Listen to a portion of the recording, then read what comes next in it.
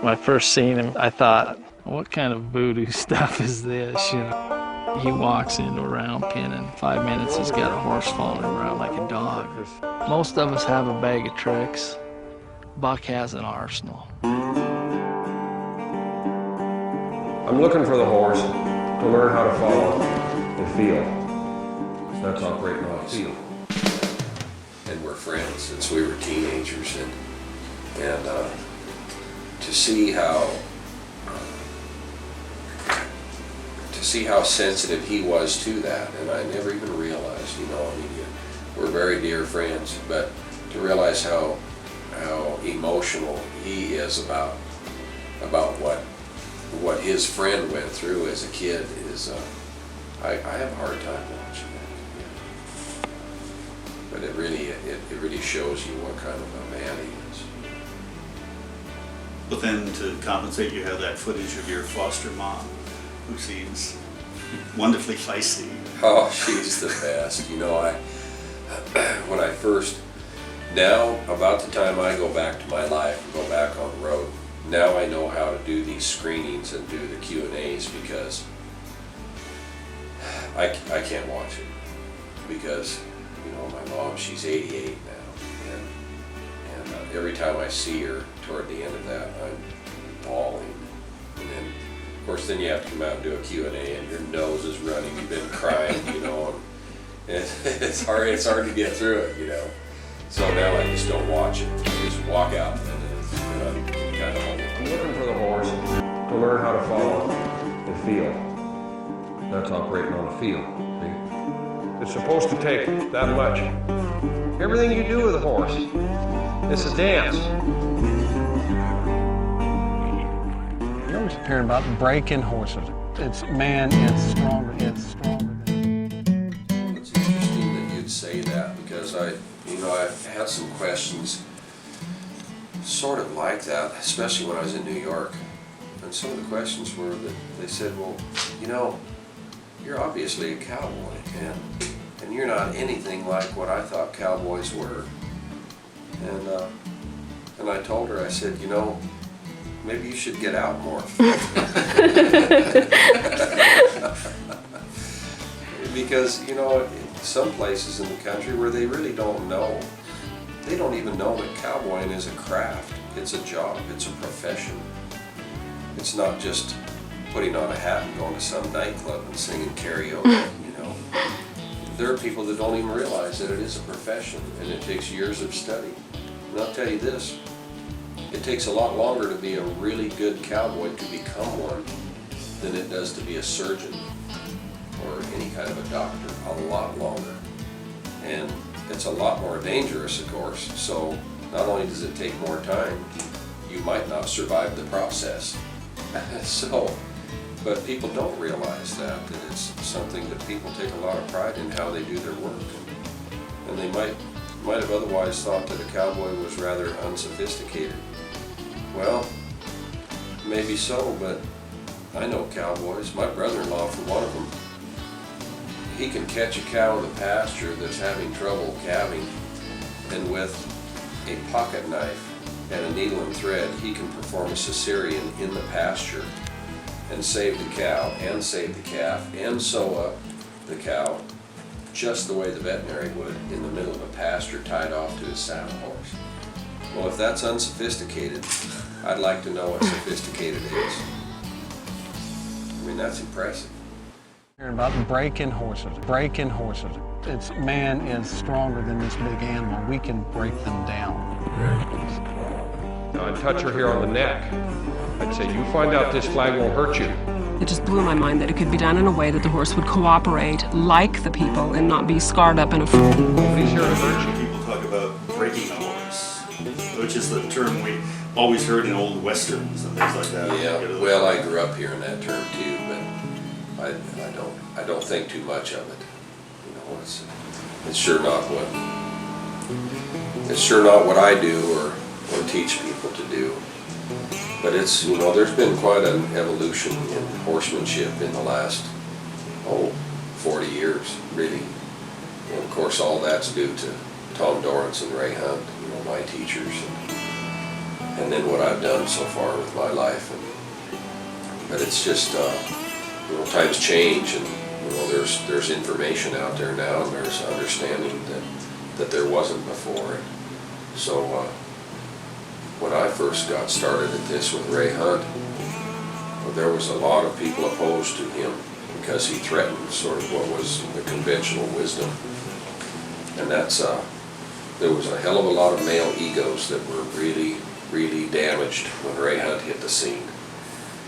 And he was resented by a lot of people, and now it's considered the best approach to working with young horses. And so what a change he's made on the world of horses, and all over the world.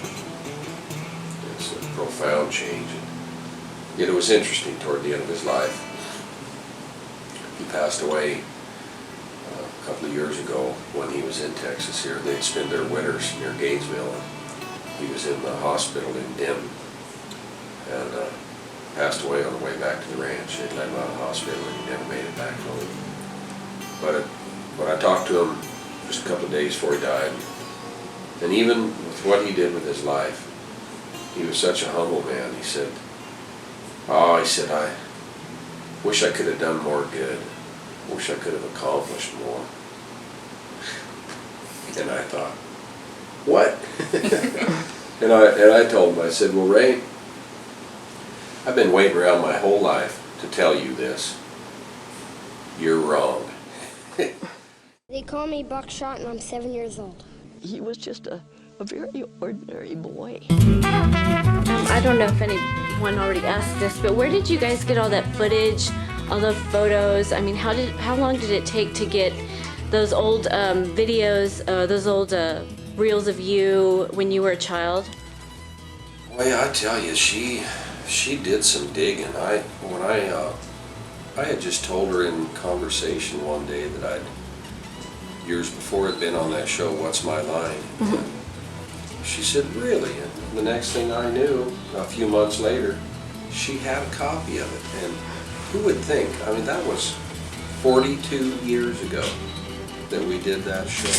And she did her homework, I'll tell you. It was really sort of ironic the other night when I was sitting in the dressing room before the Letterman show. I asked the girls, I said, "Just where in this town was the Ed Sullivan Theater located?" I was in that a long time ago. And they said, "You're sitting in it." I said, "Really?" And I said, "Yeah."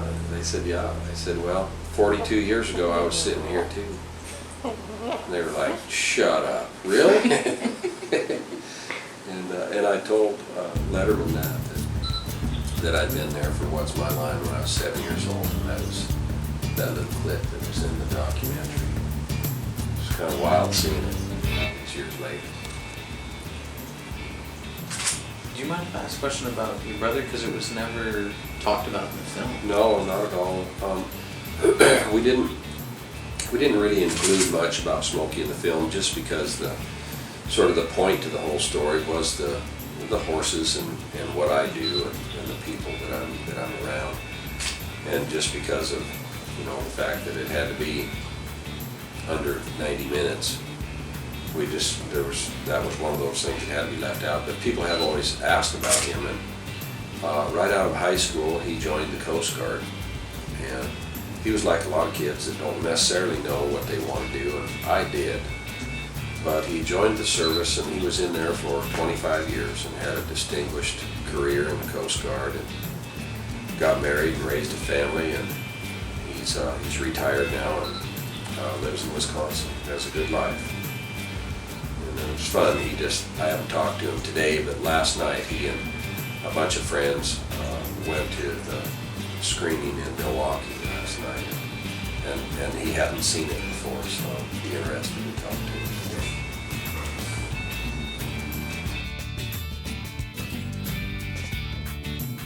One of my favorite parts is that slide right at the end. Oof. And then it's, at the same time that Eddie Vedder song is playing, and it's just, I love that song. You know, I mean, I can hear it 100 times and not be tired of it. And that in itself was pretty unique, I thought, because not too often do I hear a song that really kind of moves me that way. And you'd swear that song was written just for the documentary, but it wasn't. It just worked out that way. And I actually got to meet him the other night when I was doing the David Letterman show. It just so happened, and it was coincidence, or it was supposed to happen. But he was on the episode I was supposed to be on. I was supposed to be on with Cameron Diaz and Eddie Vedder as the musical guest, and he ran over a little long on Cameron Diaz, which is a real shocker. But so they had to put me a couple days later, so we filmed our piece a couple hours after that. But I did get to meet Eddie Vedder, and it was just neat because he's really a swell guy, and that's always nice, you know. Because sometimes when you meet some big star like that, well, sometimes you're disappointed and you think, well, damn, I wish I hadn't met you because I liked you before.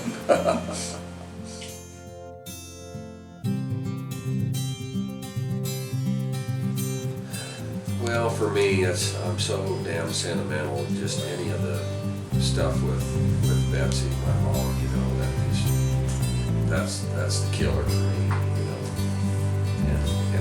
But it's especially neat for me because, you know, when someone gets to be 88 years old, you know, just being real, time is short. And I never know when I leave town to go do something that maybe that was the last time I got to see her. You never know.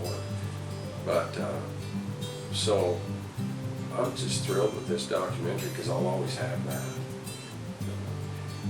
and I have it in a way that it shows Betsy being Betsy, you know. So yeah, between that and some of the pieces with Rihanna, you know, I just love seeing that.